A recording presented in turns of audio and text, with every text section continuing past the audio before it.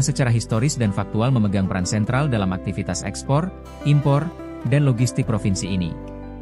Pelabuhan Teluk Bayur adalah jalur utama bagi komoditas ekspor andalan Sumbar, seperti CPO minyak kelapa sawit, semen, batu bara, karet, dan produk perkebunan lainnya. Investor di sektor-sektor ini sangat bergantung pada efisiensi pelabuhan untuk mengirimkan produk mereka ke pasar global.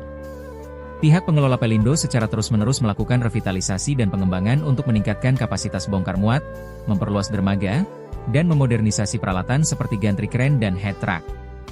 Investasi fisik ini bertujuan untuk menampung kapal berkapasitas lebih besar, yang merupakan syarat utama bagi investor besar. Posisi Teluk Bayur yang strategis di tengah pantai barat Sumatera sehingga menjadikannya pintu masuk potensial, tidak hanya untuk Sumbar tetapi juga untuk provinsi tetangga seperti Bengkulu dan Jambi bagian barat.